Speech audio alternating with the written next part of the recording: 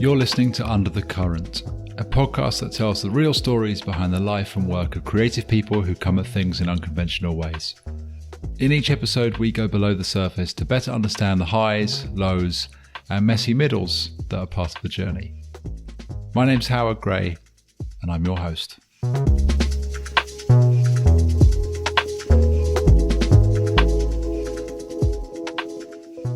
When it comes to starting any new project, whether an app, a product, a course, a book, there are so many potential traps to fall into. One of the biggest is not understanding what people actually want. After falling into this trap more times than he'd like, Rob Fitzpatrick decided to write a book to help others avoid it. Fast forward a few years, and Rob's career is entering its third phase. From seeking scale in his days as a founder going through tech accelerator Y Combinator, which gave him the inspiration for that first book, The Mum Test, to going after the Hammock lifestyle that comes with the freedom of working remotely, to now focusing more on consistency and reliability. This third chapter arrives alongside his third book and brings together much of what he's learned and built so far. Write Useful Books is a book, but it's also a community, software product, and potentially a backer for independent non-fiction authors. In this conversation, we get into several topics Rob hasn't talked about much in public before, from how he deals with tougher days to changing his mindset about marketing and the unique approach he's taken with his longtime business partner. It's time to go under the current with Rob Fitzpatrick.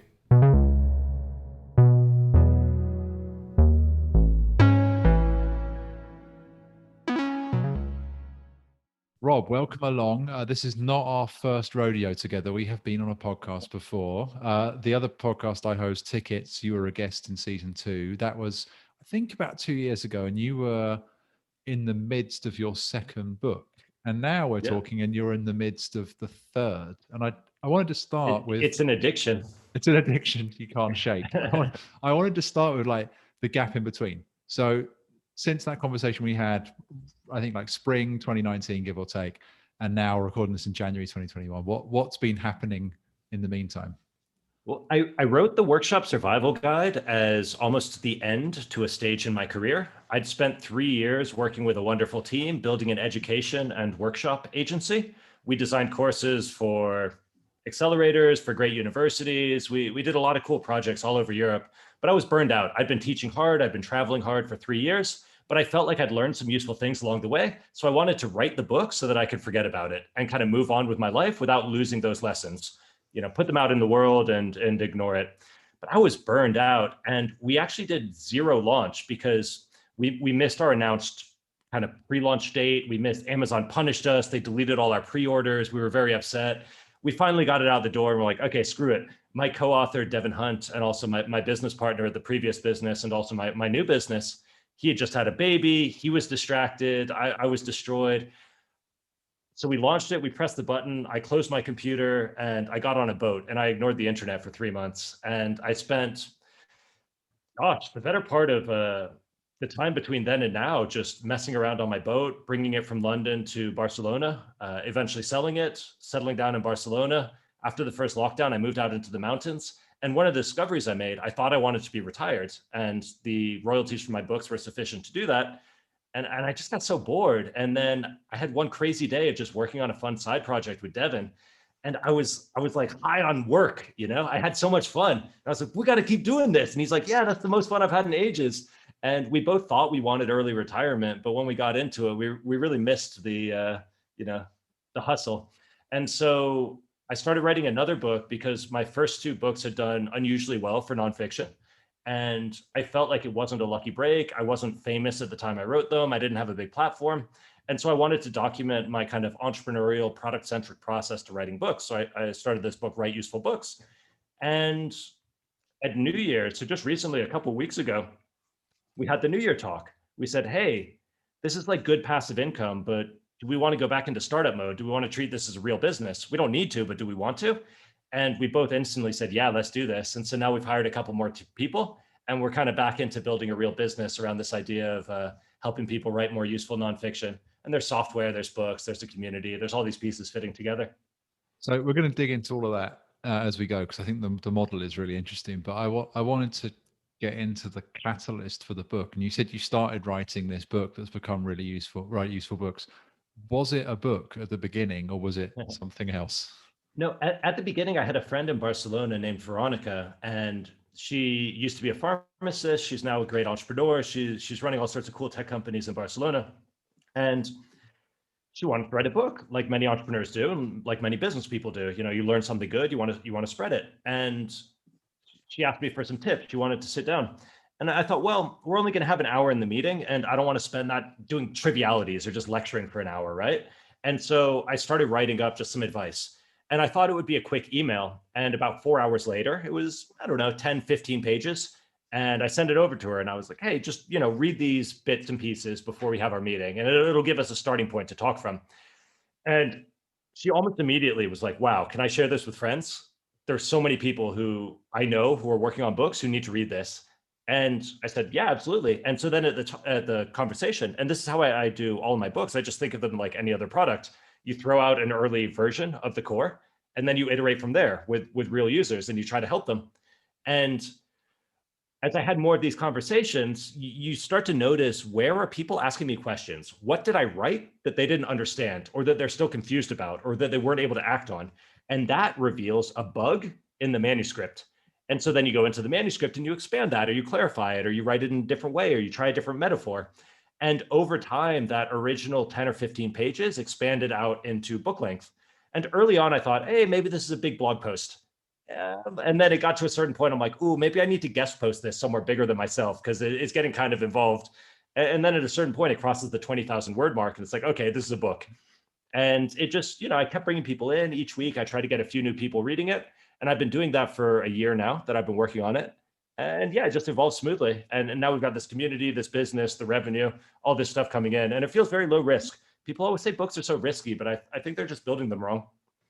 What do you think would have happened if you didn't speak to Veronica? Do you think this still would have happened, or do you think your curiosity would have taken you somewhere else? Honestly, I think I'd still be fantasizing about doing it, because if you look at my notebooks from 5 years ago, I keep all my idea notebooks. What I do is I go through them once I finish the notebook, and I tear out all the pages that are like to-do lists and superficial stuff like meeting notes, but I leave all the idea pages. So they end up about half the length, and I just throw them in the filing cabinet, and occasionally I revisit them. And 5 years ago, I've got all these business model diagrams for what you could do with self-publishing and independent publishing as a bootstrapped customer segment. Because there's 1 million self-published titles per year. 10% of them are nonfiction. And if you look at the community, like, I only know about nonfiction, so that's where I'm focusing. But 100,000 books per year is that's a plenty big enough niche to bootstrap an interesting business around. But yeah, I'd been sitting on it for 5 years, and it wasn't until I actually started trying to help people, that's when I'm like, oh, this is real. I need to do this. There's something here. I have value to add. That reminds me of, well, if we go way back, I think Charles Darwin discovered some of his work through old notebooks that he hadn't thought about for years. And I think speaking of authors, the author Stephen Johnson talks about this a lot, like the kind of idea of a slow hunch. So like you probably already came up with the idea long ago, but then you need to go back to it, or other things need to happen in your life for it to kind of percolate and come to the surface. The other thing that you mentioned that I really like is around sending out that core. And I think when it comes to writing, surprisingly few people do that. Like they try and finish the thing as in its completeness, rather than like thinking about it from a more iterative kind of standpoint. And I guess this kind of gets this idea of like books as product design. What's your take on thinking as books as products? I need to throw in a disclaimer here that I'm talking about a certain type of nonfiction. So my advice would not apply at all to a literary masterpiece, or even to literary narrative nonfiction like biography or memoir or history. I'm talking specifically about the books that help a reader to accomplish something or solve a problem. So understand a concept, make a decision, learn a skill, undergo a process. All business books, all skill building books, nonfiction that solves a problem. About nonfiction that solves a problem or accomplishes a goal for the reader. So not like a biography or a memoir, but skill building, problem solving, that sort of stuff. These books, their value is not in the prose. It's not in the beauty of the writing. It's in what it accomplishes for the reader. It's about the learning outcomes. It's about the education. I mean, you know this. You've taught a ton of workshops. You're an excellent workshop designer. You start with the learning outcomes, right? And does the underlying knowledge work or not? You don't need fancy, beautiful slides to figure that out. You just need a willing volunteer. And then you try to help them. And you're like, hey, and then you watch them in their life and see if it worked. And that's the same approach I take to books. Like the minimum viable product for this type of nonfiction, it isn't a manuscript, it's a conversation.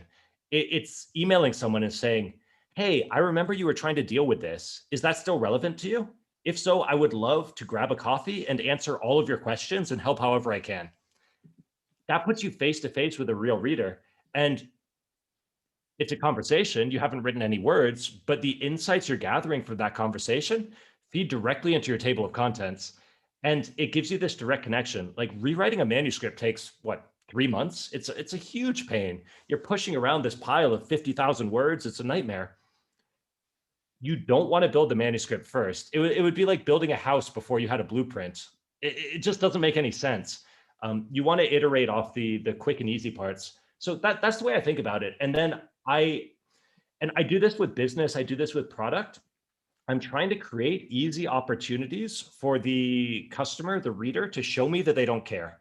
So I'm not trying to say, hey, please read this. I'm trying to say like, hey, like if you want to, like I have this thing, but I don't care. You're going to have to come and get it, because I'm looking for them to show some amount of commitment by volunteering their time and their attention and their interest. And then when I'm face to face with them, if they give me that time, I'm looking for these emotional signals, them going, wow, having that moment. And it's like, aha, this is the hook of desirability that I think I can build a successful and recommendable book around, or a product or a business or anything. And if it's not there, I'm going to walk away from it. I've had 5 other books that I took pretty seriously between my first book and my second book, and I threw them all away. Partly because why did you throw them away? Because you'd gone that route? Yeah, I threw them away because I realized people didn't care, or I realized that they said they cared, but they actually didn't. It was something that was fun to complain about, but they weren't actually motivated to change their behavior. Like an example in the business world is email security. Every business, or environmental concerns, every business says they care about security and the environment, but how many of them are actually motivated to change their behavior? Right? The same is true if you're writing a book. You're writing about whatever, better communication in a team. Hey, do you think team communication is important? Yes, it's super important to our business. Okay, well, what's the last book you read about improving your team communication? I have never read a book about that. It's like, okay, they don't actually care. And I don't take that as a bad thing. I take that as a good thing because it saves me from writing an undesirable book. Now, just because you talk to one person and they don't care, that doesn't mean you need to give up. It might be the wrong reader profile. You might be describing it wrong. There's a bit of give and take here. But yeah, I think it's fine to walk away from an idea, whether a book idea, a product idea, et cetera. I've done a lot of it.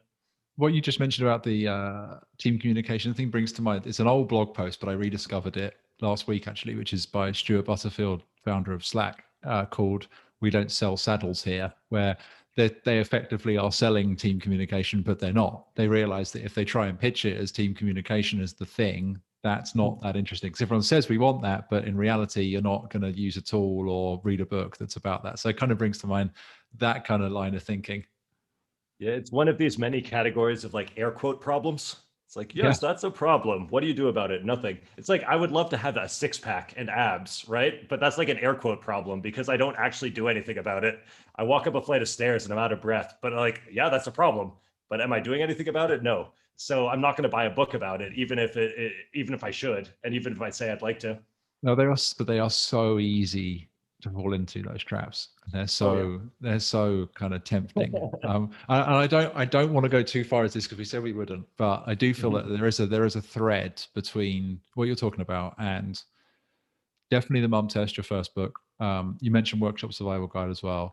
We're talking mainly about write useful books and the business around it today, but I feel like there is a theme or a thread around these 3 titles. Is that intentional? Has that sort of just happened by accident? Can you talk about like what the journey of you as a writer into this third chapter?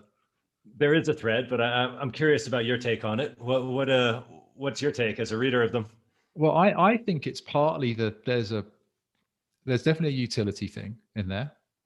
There's definitely a creating things people want element to it. I think actually for me, the thing that I noticed, and this is probably something that I am drawn to anyway, is there's a sort of high wire meta element to it, where the Mum Test is a book about how to make things people want and understand humans. But obviously there's a bit of a high wire act because you're writing about that very thing. So you're having to sort of walk your talk, as it were.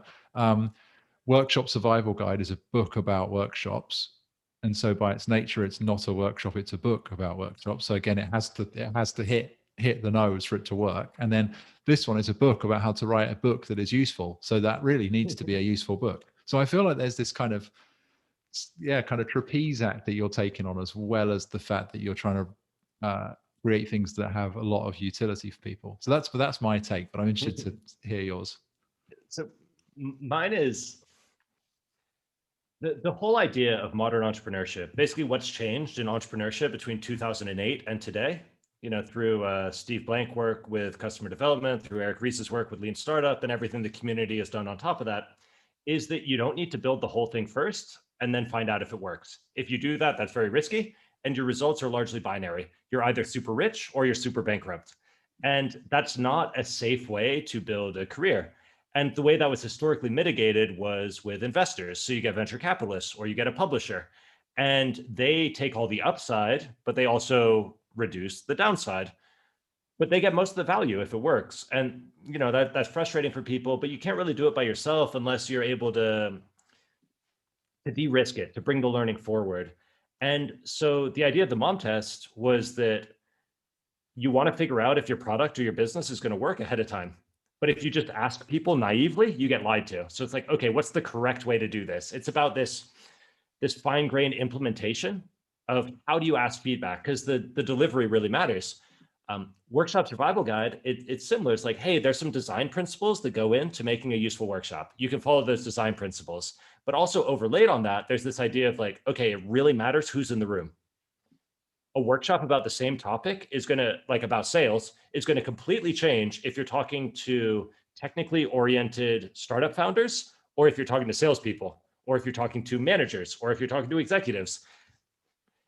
It's different. Like, it's the same topic, but it's the connection between the topic and the person in the room.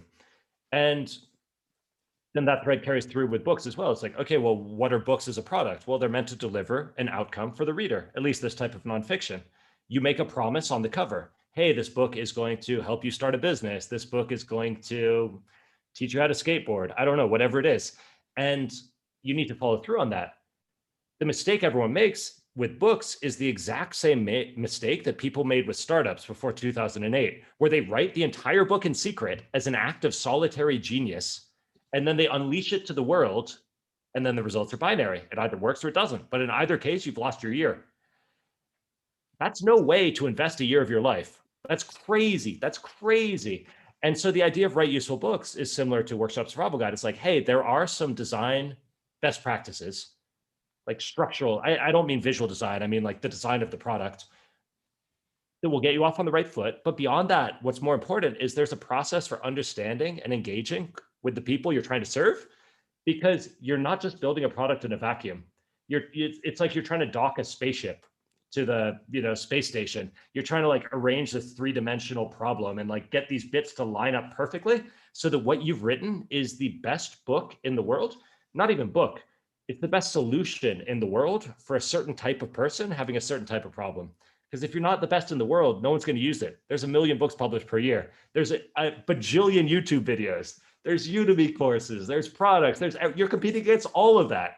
And you're also competing against non-consumption, where they just say, I'll just watch Netflix or play Minecraft.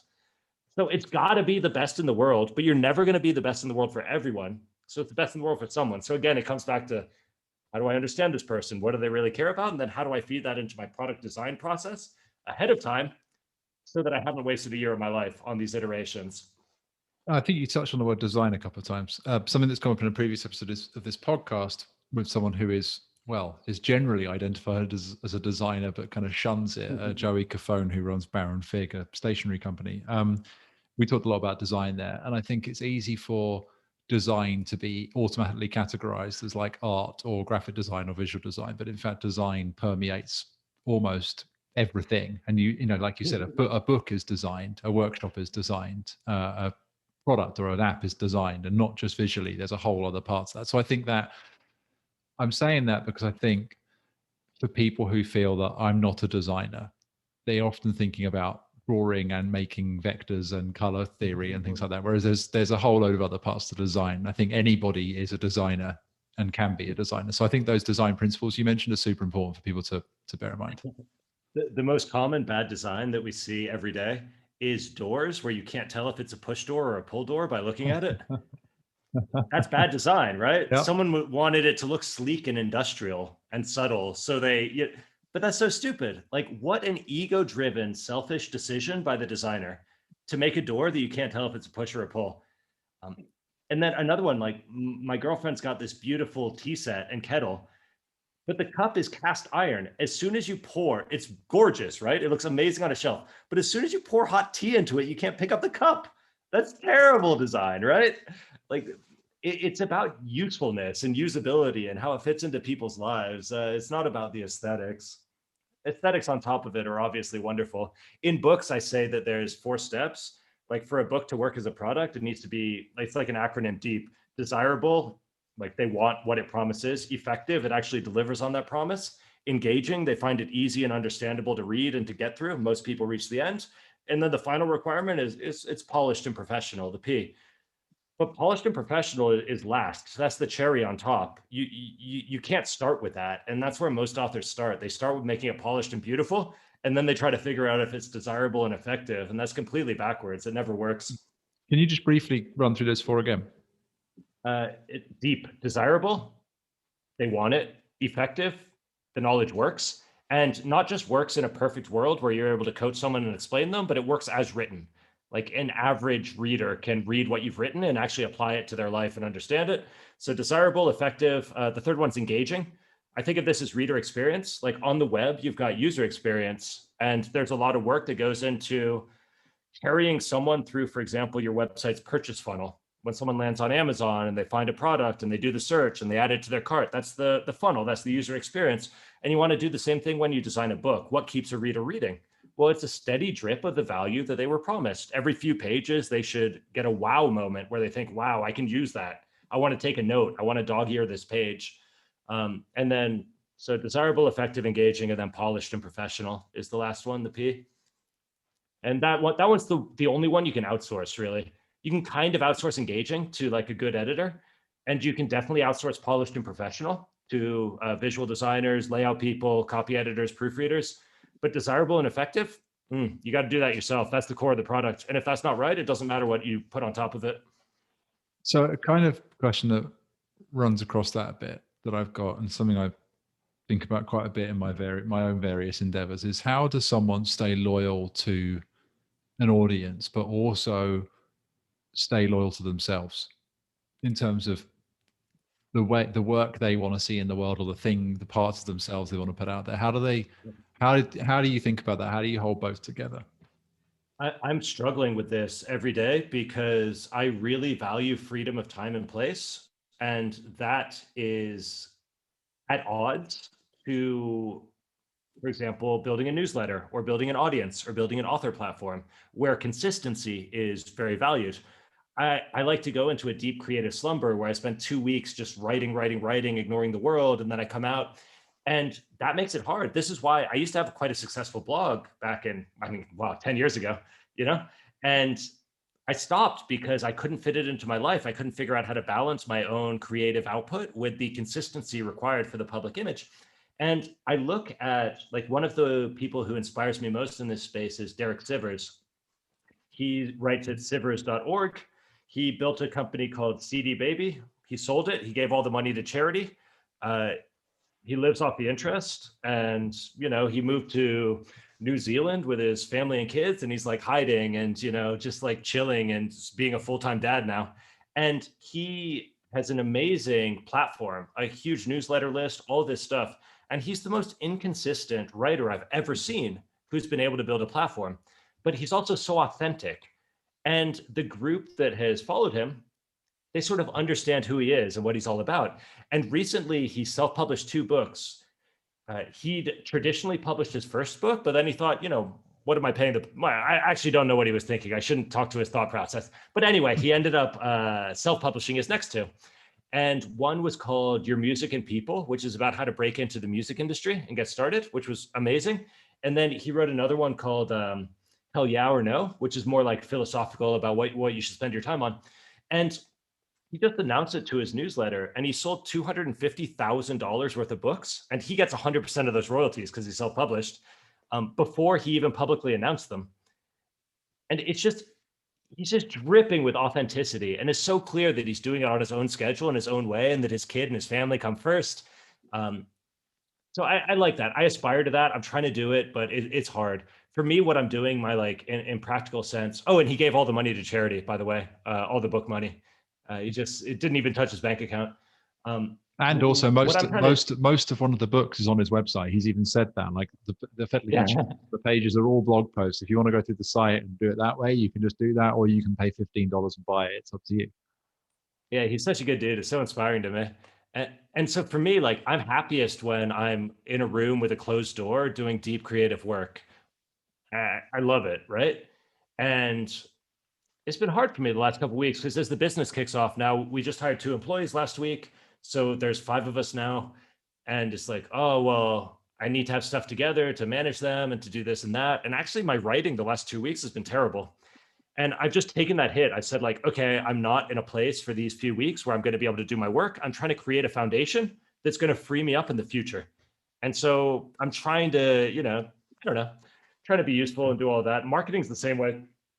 Like, okay, this isn't what I want, but it's a multiplier on my creative efforts. Mm. Some people seem to be able to be both creative and to also do those multiplier tasks in the same day. I can't. So I just block off weeks for them. I have conversations with a lot of people, and marketing comes up. Sorry, I have conversations with a lot of people where marketing comes up a lot. I have conversations with quite a lot of people, but as a proportion, marketing comes up all the time. I think particularly people who are trying to do like creative work of any form, it feels like a mode switch. So I think what you say about it being like a force multiplier is maybe quite a good way of thinking about it, rather than it being a drag on your velocity. I one change I made in my, sometimes when I make to-do lists, I like categorize stuff, and I used to have all of that categorized as either admin or garbage, where it's like, oh, this is a garbage task I have to do. It was like in my head, it was like the stay out of jail category.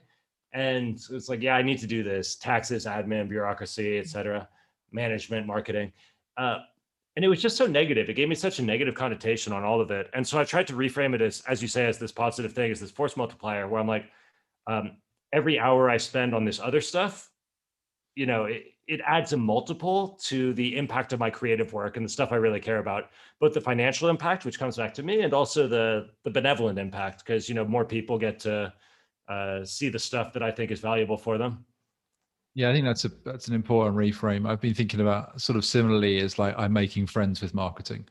Like we're not going to be we're not going to be we're not going to be best friends. We're definitely not going to get married. I mean, I'm already married, but like we're not going to get married. We're not going to be best buddies. We may not even be drinking pals, but like we might be at least polite acquaintances. And I think like at least if we can make friends, that suddenly, rather than like you said being like admin or garbage or I hate you, like I think it's that little switch can suddenly change something. When I was going to university, they sent this little one-page note, how to deal with a roommate, because in America, you're like packed into a room with another person. And they had this sentence, which always stuck with me. They said, you don't have to be friends with your roommate to be a good roommate, but you do have to respect each other. Yeah. Yeah, that's completely true. And that's exactly what happened. I was never friends with it, but like, okay, yeah, we respect each other. And maybe marketing fits into the same category. I'm going to have a newfound respect as long as marketing keeps a decent level of hygiene. Then everything is always It stays on it. It stays on their side of the room. Exactly. Exactly. So I wanted to zoom out a bit before we like dig into what's going on right now. And I'm curious how and it kind of relates to what you just were talking about, freedom of time and place. We talked about Derek Sivers a little bit. How have your goals shifted over the past, 10, 15 years, like over the kind of more macro level, whether it's regarding like goals, ambition, like how you think about things, what matters most? How's that changed? I started my first business straight out of grad school. I dropped out of grad school and went through Y Combinator. I basically took my graduate research, which was about experimental and educational games, pitched it to YC. Paul Graham said, this is a terrible idea. It'll never work. It'll never scale. But he really liked the demos we built and the team we put together. And it's only a 10-minute interview. We'd flown to California for it. And we had 7 minutes left. And he said, if you can come up with an idea that scales before the end of this meeting, we'll probably fund it. And I was like, wow, will you help us? And he goes, okay. And so we had a little idea jam. And at the end, they called us later that day and they're like, all right, we're in. And that was a scalable startup. And we moved out to, well, YC at the time was in Boston. Then we moved out to San Francisco afterwards. And it just completely swept us up being in that environment. And all I wanted was to scale. I wanted to take over the world. I wanted to build the next Facebook. If the number didn't end in billion, I didn't care about it. I was 24, 25 years old. I didn't know what I wanted to do with the money. I was just ambitious for the sake of being ambitious. I wanted the big prize. I wanted to be at the top of the list. And somewhere between 3 and 4 years into that company, like we had some good customers, we had some good investors, but we couldn't make it work. We failed. And afterwards, I was so burned out. I was destroyed. But I also couldn't get a job. I knew I needed my time to myself. I needed to recover because we'd been working so hard. And so I went into pure lifestyle mode, like pure location and time independence.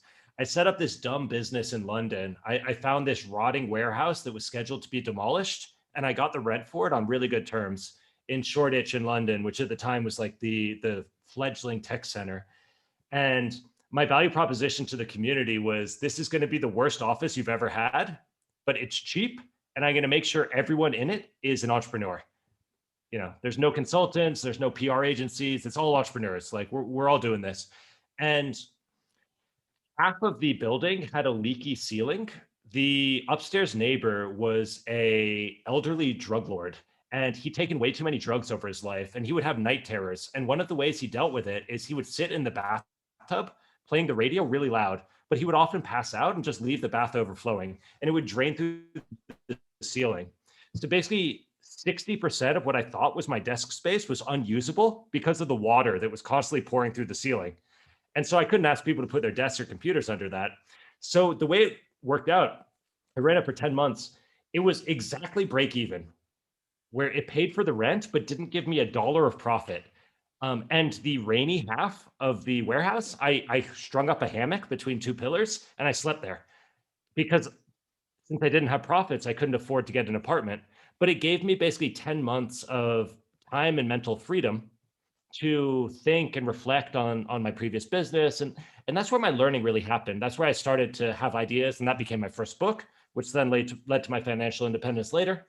And after that, I created a series of like extreme lifestyle businesses. I just want to travel the world. I just want to be free.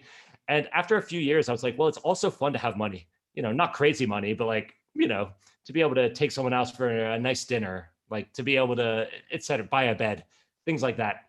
And so then I shifted more toward reliability, where I'm like, okay, I still want to work for myself. I want to do it on my own terms, but I need a reliable path toward financial security and a future. And so that shift from from scale to freedom to reliability has kind of been the journey that I've gone on.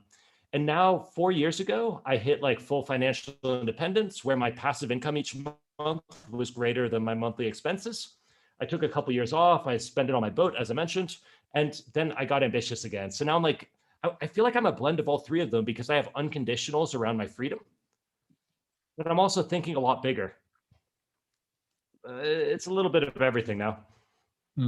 What would either the YC or the Hammock-based Rob make of you where you are now? And I want to talk about where you are now, literally in a second. But what would those 2 versions of you make of you now? I think YC Rob would think I was a bit of a sellout, that I'd chosen comfort over over grand success. Because back then, I was 24, I was 25. I didn't know anything, right? I had no responsibilities. I had nothing bad had happened to me in life yet. It was just like, I was cruising. I come from like the suburbs of Fort Lauderdale, just above Miami. I hung out on the beach every day. Like, I knew nothing about life. And so I'd probably look at me now and be like, come on, dude, you could have done so much more with your life. You had skills, you knew people, you could have gone bigger.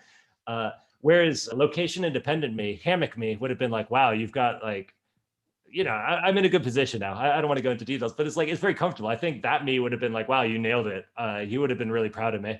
And I'm happy with where I'm at. And I'm so happy also that now I'm back in a team, because I'll admit, like, I was getting a bit of the malaise of just being a layabout all the time, you start to be like, what am I even doing? You have to have a really good hobby to just do nothing all day. And I didn't really have that. It was like video games and drinking. And so it was a bit of a bummer. And I'm so happy to have a project that I'm really excited about now. And they gets me out of bed and gets me excited and gets me working and in contact with other interesting people. Yeah, so I want to get into teams in just a second. Before we get there, you mentioned at the top of this conversation the mountains. You've been in Barcelona. How long were you in Barcelona for? 4 or 5 years, something like that. I did a year in Barcelona earlier in my career when I had a business that I thought was location independent. But when I left London, our sales flatlined. And so we could maintain revenue, but we couldn't grow it. I think at that time we were doing about $250,000 a year in revenue, but it wasn't really enough. It was like a good job, but it wasn't a good business. And when I moved to Barcelona, that just stalled. I hadn't realized how much of my work came from just like hanging out and chatting to people, and we got a lot of leads that way. And so I did a year in Barcelona. I moved back, but I'd always wanted to get back to Barcelona when I could. And so after the books were working pretty well and paying for everything and growing and seemed pretty reliable, yeah, I headed straight back there and started looking for a house in the city. And yeah, I was there for 3 years until coronavirus. And now the neighborhood I'm in is amazing. It's Raval. It's like deep center of the city, and it's got the music and the art and the filth and the crime. It's where you go to get pickpocketed or stabbed or hear some great jazz. It's like, I love it, but it's very dense. And so I used the cafes and the bars and the gardens and everything as an extension of my house. Like my house has no outdoor space there. And when the lockdown hit, it was just miserable. And so the day it ended, yeah, we moved up to the mountains. We're just under the Pyrenees mountains now. We moved to this little town called Rivert. It's beautiful. It's got 15 full-time residents. It's a 25-minute drive to the nearest 1-5. 1-5. Yeah. 1-5. It's a 25-minute drive down the mountain to get a loaf of bread or a coffee. Or like there's no stores, there's no bars, there's no cafes. It's incredible. I love it so much. We found this cat on the street, this like kitten that had been abandoned, and winter was just about to arrive. So now we've got a cat. The dog like takes care of her and everything. It's super fun. So I'm loving the mountain life. But my dream would be 2 weeks in Barcelona, 2 weeks here. But you know, I'll hide here until coronavirus is wrapped up. How's your daily routine changed? You know, from being in the, and I know Ravel very well, and all of those things you mentioned are true. They're somewhat terrifying, but also wonderful. It is definitely a very memorable place. What's changed in your like daily routine, your daily practice now versus when you were in Barcelona city centre?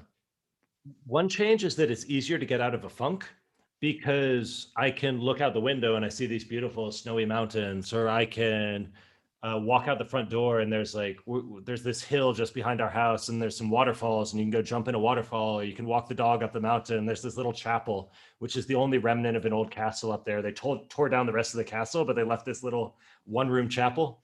Uh, it's just nice. So it gets me out of a funk when because in Reval, I found that if I got into a bad mood, like if I got frustrated with taxes or bureaucracy or whatever, my day was essentially over because I couldn't undo that bad feeling.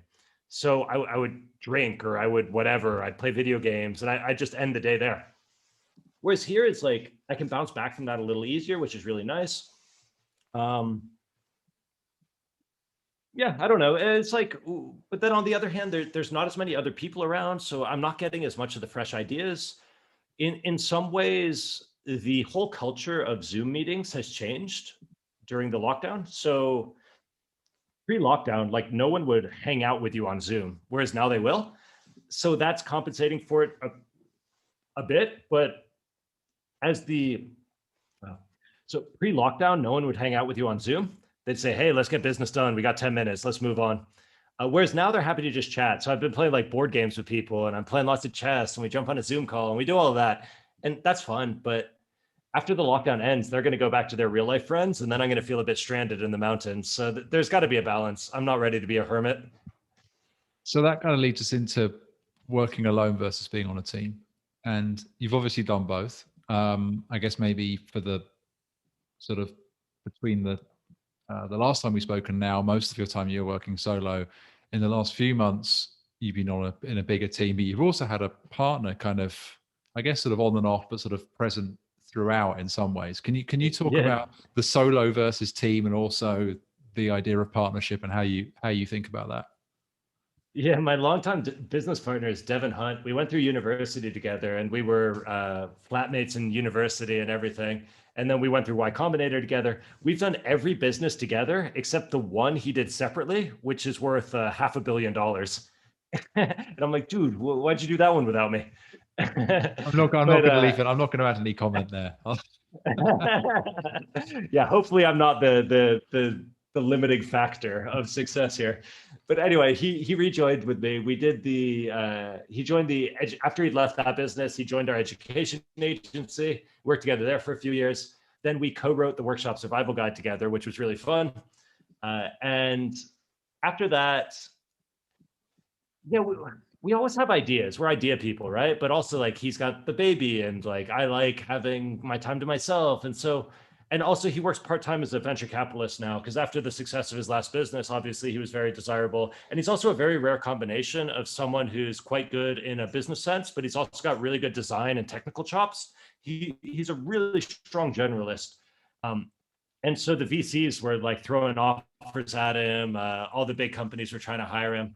He ended up going with Seed Camp, so he works there as a partner part time. And we're like, well, do we want to commit the time? That was the big question because we already had the passive income. And the way we set it up, gosh, actually, I need to rewind slightly.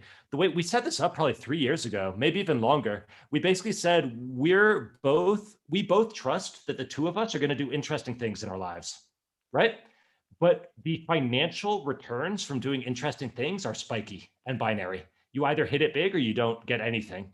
And so we decided that we would hedge, we would try to increase the odds that we would both be sufficiently successful. So we set up this contract where we both share 50% of the profit of anything we create with the other person.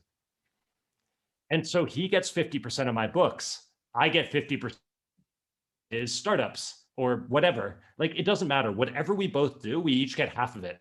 So it's kind of like a business partner marriage where we've just blended assets. And there's a few things that aren't included in that. Like we didn't include our houses, we didn't include like historical stuff. But from the time we said everything we do in the future, we share 50-50, just like a marriage. Um, and what that did was incredible for our collaboration because it was no longer my project versus your project. Like I've heard of people doing, say, 20% share. So you get 20% of my project and I get 20% of your project. But then if you're forced to choose whose project are you going to work on, obviously your own, which you have 80% in. And so by going 50-50, it's completely fluid whose project we work on. That whole concept doesn't even carry any water anymore because it's like both our projects. It doesn't matter who originated it or who did more on it. We both trust that the other person's going to be doing something useful with their time. And even if they're taking a vacation for 6 months, that's still useful because it's refilling their energy and allowing them to have new ideas and regather their strength. So this takes massive trust, obviously, but it's been so cool. And so then we wrote the book together. Was like I started writing it, and then he's like, "Ooh, this looks promising." He joined me. He had the skills. We did it. Like, and it's just been so fluid. It's so nice. So I think that's fascinating. There's so much in there, and I think a lot of people talk about like co-founders as being like being married, but they often sort of forget the assets bit because usually you just have the assets of the thing that you're starting, not everything else around it. There's obviously a phenomenal amount of trust that's needed there, and I can't help but ask the question. Speaking of ideas, whose idea was it to go in on this 50-50 thing? So the idea for the asset swap was planted in my head by a founder I met from Washington D.C. And he'd basically gone into an equity swap when he started his company with a bunch of other founders, and they'd each thrown, I believe, 10% of their company into this pool, and then they all got a share of it based on their valuations at the time. And his company was pretty valuable at the time. I believe it was worth 500 million. And when he threw it into the equity swap, and but it ended up dropping. They hit some hard times. It dropped to maybe being worth 50 million. I don't know all the details. I'm just making stuff up. But one of the other companies in the swap had IPO'd. It's something that it's a household name everybody uses, and that obviously secured far more than his financial future. That was the huge win, and it planted this idea that like I don't want to succeed if Devin fails. And like he would feel like a jerk if he succeeded and I didn't. You know, we want that blended. We'd rather both have twice the chance of being half as successful instead of half the chance of being twice as successful and then the other one gets nothing, right? And if I met other founders on a similar level, but the problem is the trust. Like it works with Devin because I've known him since university. We've lived together. I was the best man at his wedding. It's like there's no question there. So we were able to do this really casually. I would love to do it more broadly. Someone emailed me. I wrote a blog post about kind of the way Devin and I had set it up, and someone emailed me and said, "Hey, I want to productize this." And I was like, I mean, it's incredible. Like from a business model perspective, it's such a win on all sides. But from a trust perspective, it's just impossible to productize, right? It's like it is a marriage. You can't productize marriage. I would not. Yeah, I mean that's like mail order brides, effectively. I mean that's not something I would advise people to necessarily jump into, right? That's as a productized service. Yeah, exactly. Yeah, it's so cool. I mean, it just is the marriage metaphor, right? Like, why not? Yeah. Like, if you find someone you trust and you admire and you think they do good work in a way that's like different from you. And then also, Dev and I, another interesting thing is he's more likely to create $1 billion business than I am, but I'm probably more reliable to create short-term cash flow. So there's also a nice balance there because I create the reliability and he creates the upside. We would have done the partnership in either case, but that's a nice bonus. Can we get into what the new thing is? And so you guys have been sort of doing this, had this arrangement for the last little while. And so on the face of it, Rob's writing a book, but it sounds like, well, on the face of it, Rob had a conversation with Veronica, which became a blog post, which suddenly became a book. But it transpires there's actually quite a lot more to it than that. Can you talk about how you've been thinking through the other pieces that are sitting around this new project? Yeah, so we're looking at interlocking layers to basically support independent nonfiction authors. And the book is the entry point because it's kind of the top of funnel is the book, because there's a process which is not that complicated, but it's a little bit counterintuitive, as it's not the way people naturally approach nonfiction. So they read the book, they're like, okay, wow, I get this process. I want to do it. It's like reading the Lean Startup or any of these other process books. And then after that, we've got a community. So it's like, hey, join our community. If you buy into this process, join a bunch of other people. Right now, there's 80 authors in the community, and they pay for that a little bit each month. But there's like immediate access to experts and Q&A and events and all this stuff. And then from the community, there's software. So it goes, okay, when you're ready, when you've got a manuscript and you've revised it and you're ready to start exposing it to readers and doing beta reading, we built this software to basically get better insights and analytics on long manuscripts from readers. It encourages bigger picture feedback, negative feedback. It gives you a mix of qualitative and quantitative. It's called helpthisbook.com.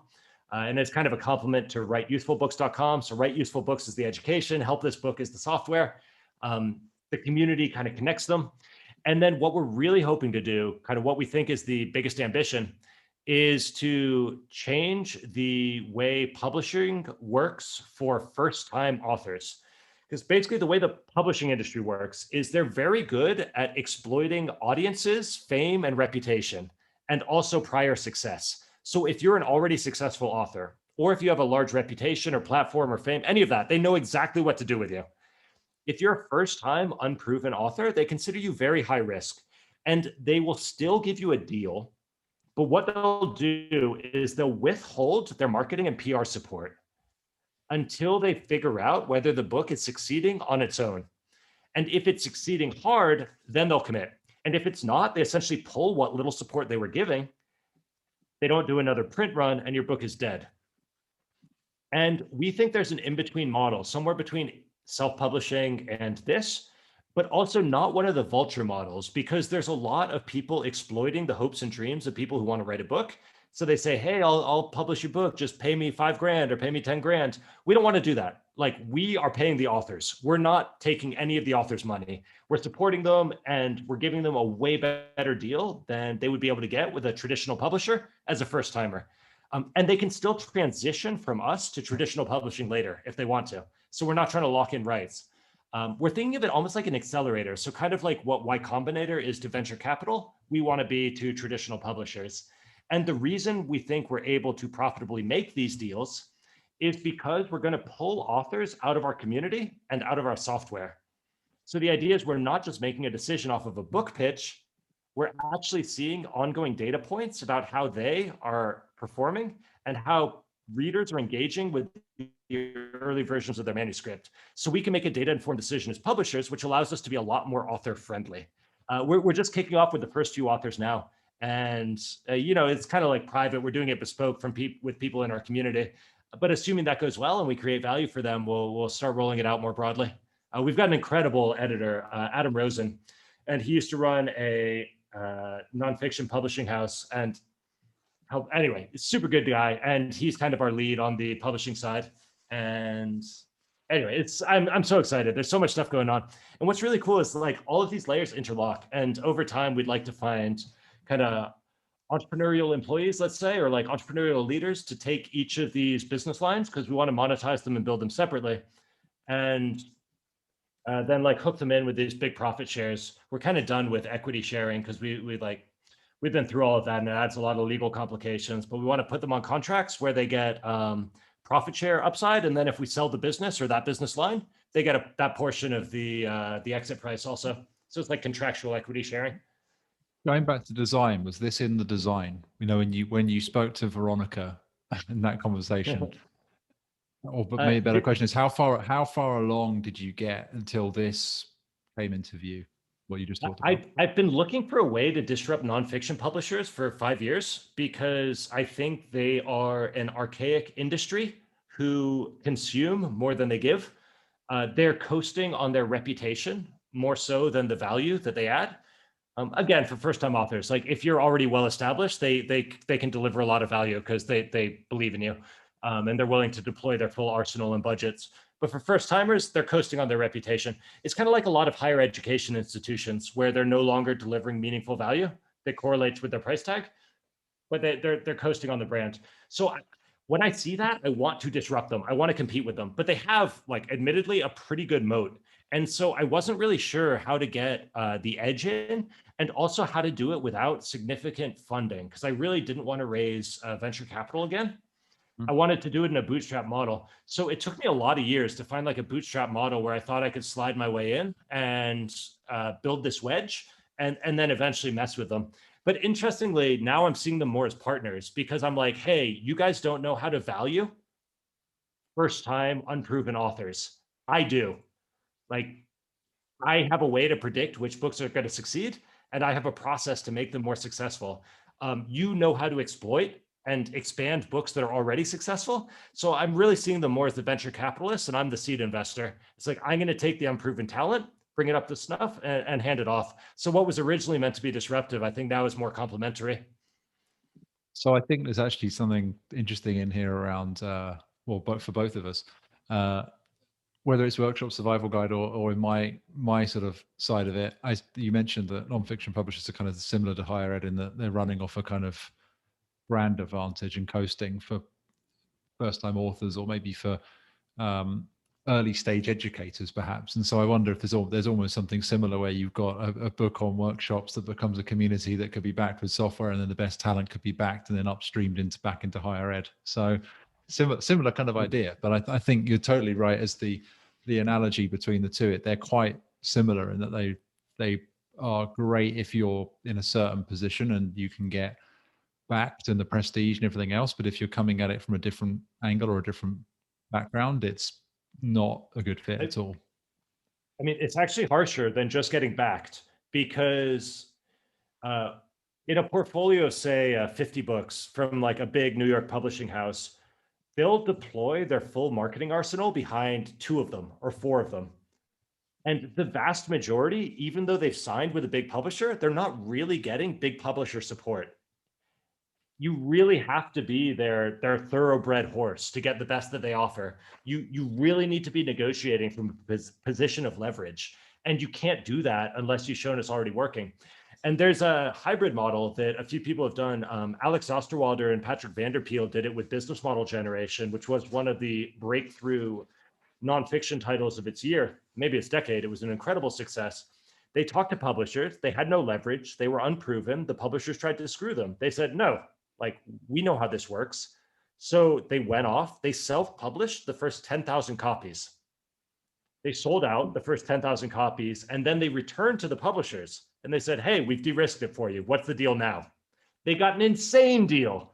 I was told the deal in confidence, so I'm not going to share it, but it was insane. And it's first-time authors. But it doesn't matter if you're first time, it matters if you're unproven and high risk. And what they've done is they took responsibility for de-risking themselves, and then they returned to publishers. Well, and arguably being proven as well, right? Proven that you can sell Exactly. 10,000 copies. Yeah. But once you sign, if you sell your rights, they're sold forever, right? You can't go back and you can't renegotiate. And so what's really smarter, if you're ambitious, is you tell them to, get bent, and then you do it yourself, and then you go back to them from a position of strength. The same's true. Like, you never want to raise funding from a position of weakness. You're going to get exploited. You never want to do anything unless you're willing to walk away. It's like, that's not how you negotiate.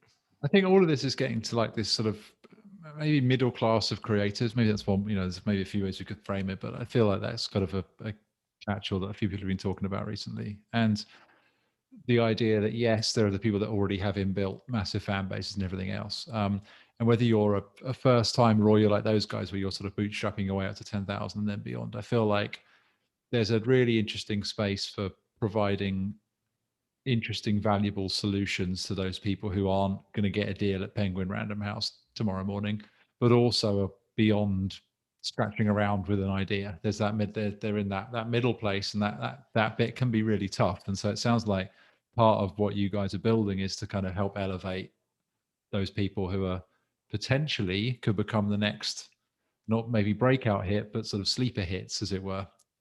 I mean, or the next Rob Fitzpatrick's, perhaps. Yeah. Like my first book, I wrote it 7 years ago. I marketed it pretty actively for the first kind of 6 months or year, because you need to tell the initial group, I call it the seed audience. You need to tell them it exists and show them that it's valuable for them to start recommending it. But since then, I mean, I stopped after I seeded 700. I think I sold 700 copies manually, and then I stopped, and now it's sold well over 100,000. It's put about $400,000 of royalties in my pocket. It's been super profitable, It's been a good result. And it was just like a small book. It was full of typos. I had no experience or credibility. Well, I had experience, but I had no credibility when I wrote it. It's super repeatable. It's just, it needs to work as a product. Like, back to deep, desirable, effective, engaging, polished. Like, and you don't even need polish. Like, my book didn't have polished. It was just D. But that's enough, because so few books are effective. Like, so few authors like test and iterate with real readers. They just write whatever they want, and then they send it off to a proofreader and they call it finished. Can we talk a bit more about the word of mouth as marketing, or word of mouth marketing? I think that, I think for a lot of people that feels, I'd love that, but that it feels like a kind of Excalibur that you're never going to, excuse the analogy, that you're never going to be able to sort of pull out. And like you said, you did a lot of kind of non-word of mouth marketing, I suppose, like traditional, content marketing or whatever it was, social media stuff, whatever it would be, for 6 months to a year. You said you sold 700 copies, and then in this intervening time, it's now at 100K. And does that get back to what you're talking about with utility, or does it go beyond that? Because I think word of mouth feels like something we're all seeking, but it's incredibly hard to sort of manufacture. Yeah.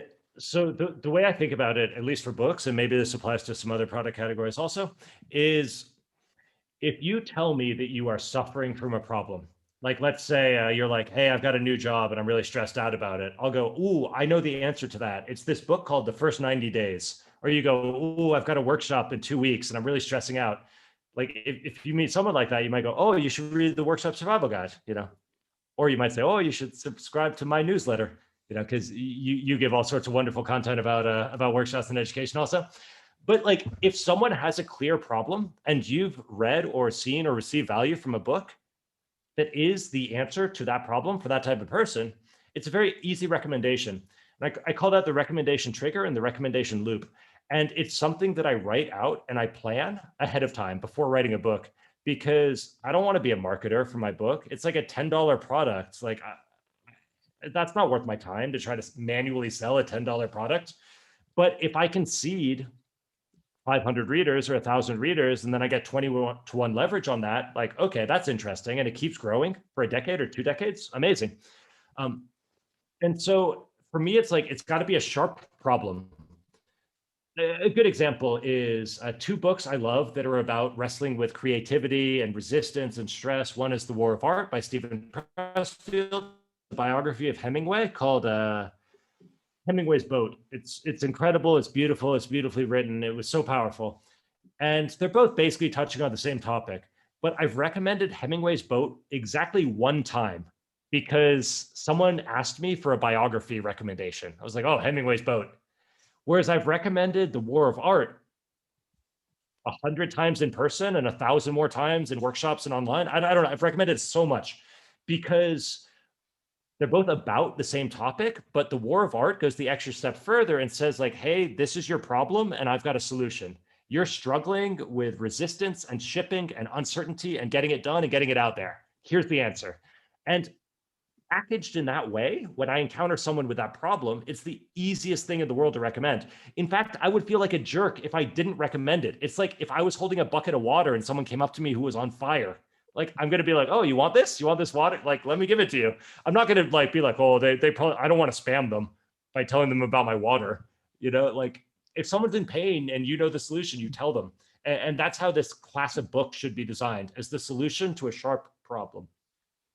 Relating to that, switching lanes a bit, but actually I think it's a similar sort of in a similar vein. Talking about problems a bit, the comfort task is something we've talked about before versus what moves things forward. And so when you're doing the work, when you're building this, you're writing a book or you're building a business, working with Devon, whatever it is, I think all of us have this where there is the comfort task or the crutch task that we go to versus the things that move things forward.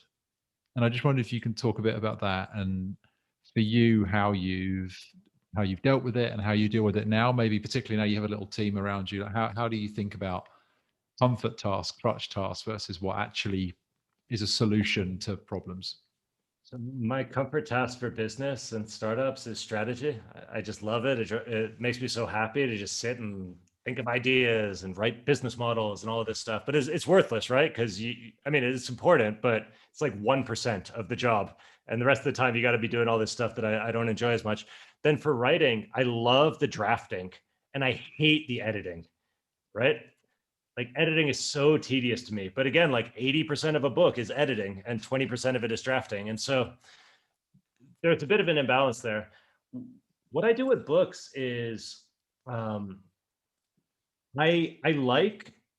get excited when I know I'm helping someone and I can see that I'm making a difference to their life. So the answer to me for books is reader conversations in the early stages. Let me talk to you. Let me help you. Let me see your face light up. Let me see where you get frustrated. And then as soon as I've got the manuscript, before I go into editing, it's beta reading. So every week there's 5 new people reading my manuscript and leaving me feedback and talking about how it helped and talking about how they're confused. And then I jump on one-on-one calls with any of them who are willing.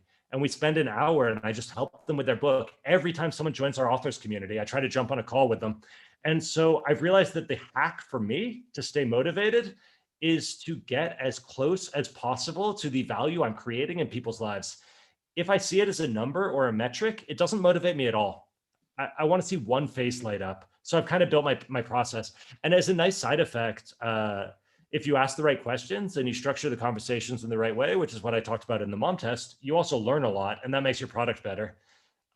But basically that it's like aggressive user contact, not like aggressive hostile, but like aggressive in the hustle is what keeps me going.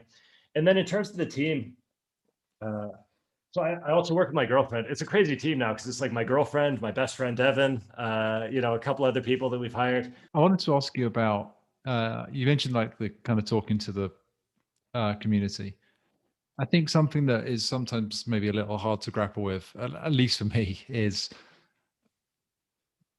being too generous, which I know sounds maybe stingy or counterintuitive, but it maybe gets to like protecting one's time. And I know I could go and do 50 calls a week and it would be super interesting. I'd learn a lot. I would also be quite drained, but I wouldn't have any other time to do anything else. And so how do you figure out the optimal amount of time to be talking to the community and talking to customers and talking to users versus going and doing the work? I don't want to get into like Mom Test 101 too much, but I just wondered like where you are now, how you're thinking about that. As long as it is delivering learning for me, I'm excited to spend as much time on it as I'm able.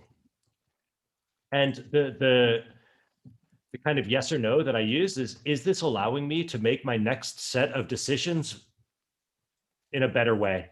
And so right now I'm doing editing passes on the book still, hopefully the final editing pass. I'm meant to be like, it's in early access now. People are buying it and reading it, but I want to send out the paperbacks and the audiobook and everything in a month or two. So I'm well, 2 or 3 months, let's be honest. So I'm doing hopefully the final editing pass now, but that means every conversation I have that feeds directly back into my editing pass. So it's a very good use of my time, right? Because it's making the product better. So it's like a very leveraged hour. At the same time, I'm always very happy to spend as much of my time needed to create a repeatable process. So every Wednesday, we have a writing accountability group, and that is being run. I could run it, but instead it's being run by Adam, my editor and the publisher. And I attend and I show up and I like sit there and like we do notes afterwards. And it's pretty time intensive for me, but it's awesome because it's creating a process. And then we do it in a European time zone, but we're also documenting the model. So then if we get someone who wants to run their own group in an American time zone, like the process is part of the product. And so I wouldn't be having one-on-one conversations with people just for their benefit. But you try to you ramp it up, you open the tap when it's useful for either defining processes or for creating the learnings that feed into your product. And then you close the tap when you're just heads down, I just need to do the work, you know? But hopefully by then the process is taking over the team, and so people don't feel like they've been stranded or abandoned. So the new business is already kind of taken off. You've got passive income from 2 other books and various other businesses you've run. I'm curious that on days where it's not so great, and there's the scale I use, and I stole it from someone because, like most things are stolen or remixed from somewhere. The idea of sort of -2 to +2, with -2 being terrible and +2 being a great day, and most days probably are a 0.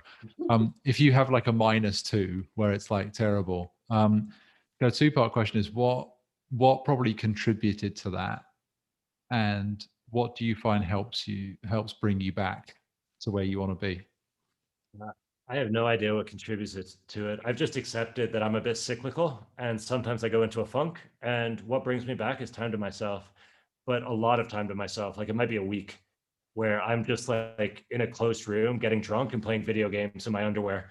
And after that, I come out of it. It's like a vacation. I feel fresh. I feel alive. I'm ready to be useful again. And that hasn't happened so far this year, but we're only 18 days into the year. And we only started treating the business seriously this year. So I haven't really had to deal with a squeeze where I was in a funk at the same time that the business needed daily consistency from me. I honestly don't know. I think that's going to be hard for me. I think what I would do is tell my team, do my bare minimum responsibilities, and then go take a vacation day. And both Devin and Teresa understand. They've worked with me for long enough. They understand that I'm like, I need a me day or a me week. And they know I'll be back when I'm back. And that's just part of the way we work. And this is not as terrible as it seems because of the way we've built the business's processes. So we don't do anything synchronously. We do everything asynchronously. Every time I talk to a user, a reader, a potential partner, anyone, I take notes about it. I write it down. I'm like, hey, here's the notes on everything we talked about. Here are the next action items, etc. That all goes into our knowledge base. And so if I need to disappear for a week, anyone can take over from me. And if Devin has a crisis with his baby, Charlotte, well, baby, toddler, she is now, I guess. It's been a few years. Like I can take over from him. So we learned this during our education business because we were all traveling and on planes and teaching so much that we had so many crises where we're like, I need to talk to Devin right now. Where is he? It's like, he's teaching in Amsterdam. Oh no. It's like, we're like, but a client needs an answer right now. And Devin's the only one who knows. And so we started creating this knowledge base. And what we did is we had a rule in that company, which was painful, but very powerful, where we said, if anything needs to be done within a week, we're not doing it, because that urgency is a sign that we failed upstream, and we just need to allow the problem to happen, because it's not a problem for now. It's a problem that already happened, and now we just need to suffer the consequences. And we lost a lot of work, but it's what got us out of the slump. We were kind of stuck at the 250,000 a year, and that's what brought us up closer to 1 million a year, because it's like in a lean manufacturing, where if a car is wrong, you want to stop the entire assembly line, because you want to, there's a problem upstream, like, and you need to like stop the assembly line and go fix the problem upstream, because otherwise it's going to keep happening and keep slowing you down. And so I think now, since Devin and I have both been through that, we did 3 years in that business.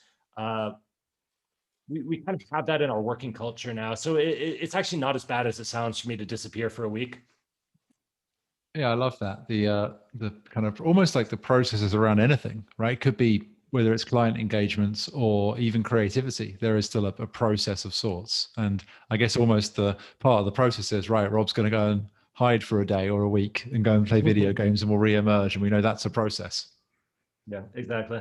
And I'm so excited that now our team is growing, because that provides additional insurance and allowance for me to do that.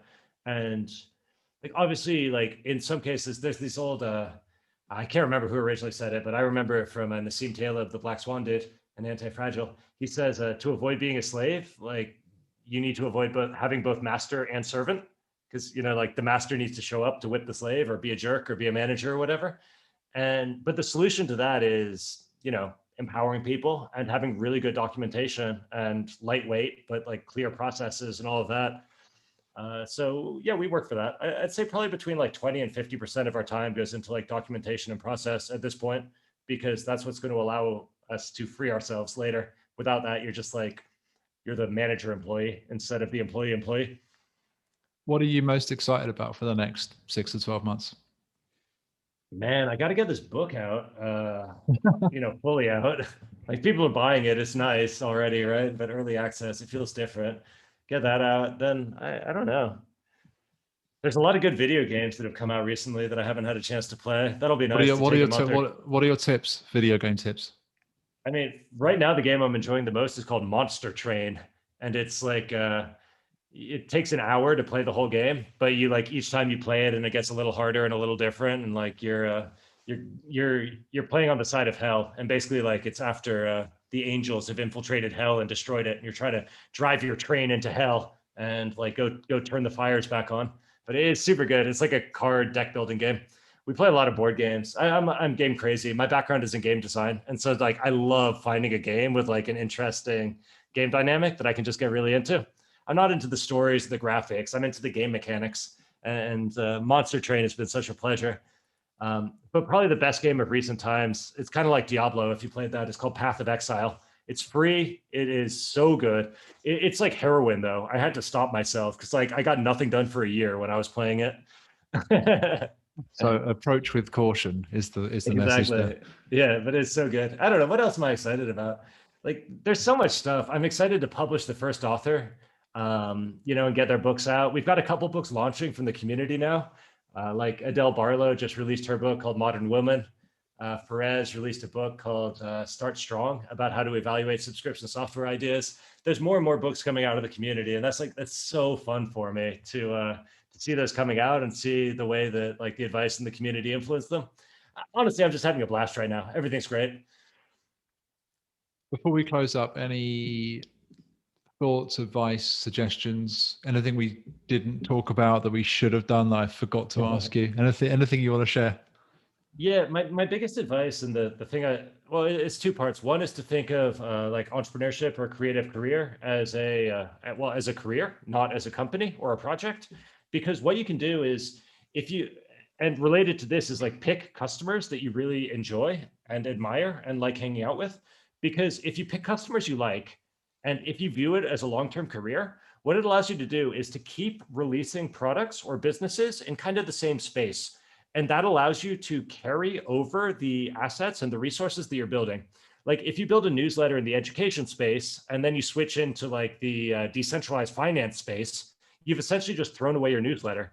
And so when I see people cynically approaching like industries, it's like, sure, they might nail it, but it's also very wasteful because you're throwing away these resources and you have to keep starting from scratch. Whereas if you're like, this is the industry I like, these are the customers I like, then you can compound those resources. And even if your first two projects don't fail, you've still built up the list, the reputation, the insights, the skills, the connections. And that makes the third one a lot easier.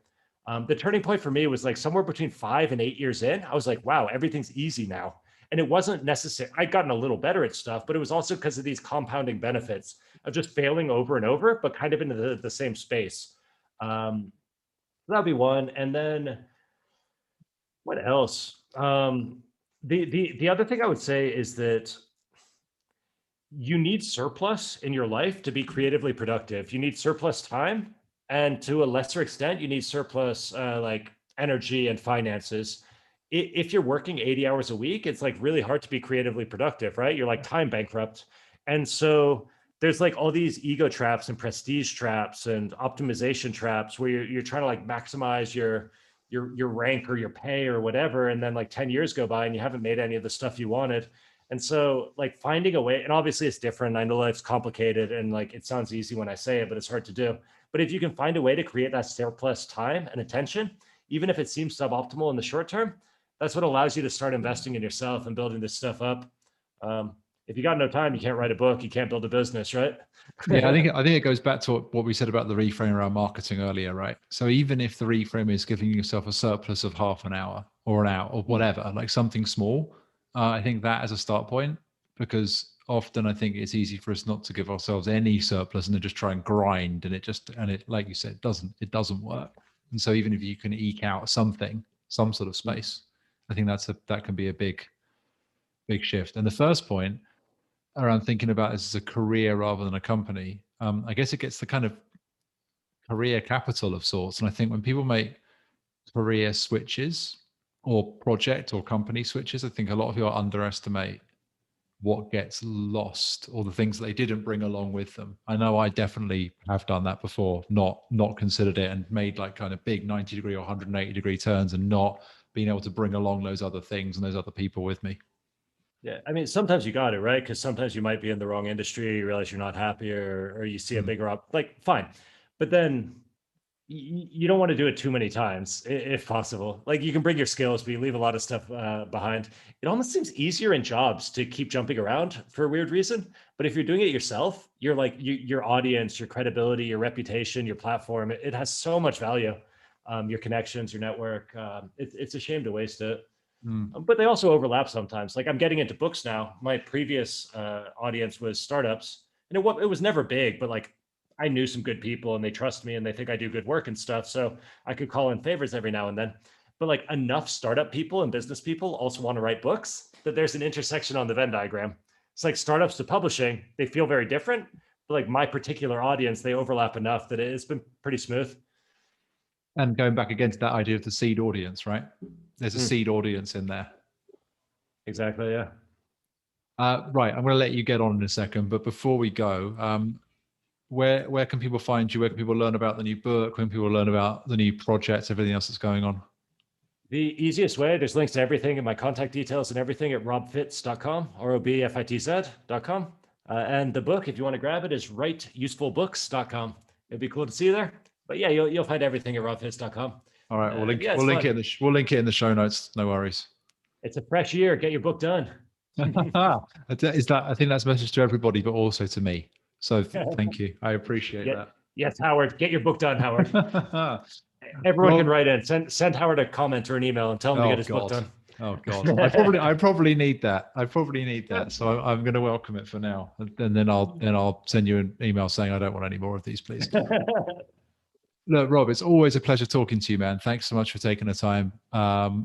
Good luck with the launch, the sort of full launch, and I'm excited to see what comes out of the community in the next 12 months. Yeah, I'm excited that you're in there. It's going to be fun. Anyway, it's been a pleasure. Thank you, everyone, for listening to me, and thank you, Howard, for having me. And I wish you all the very best.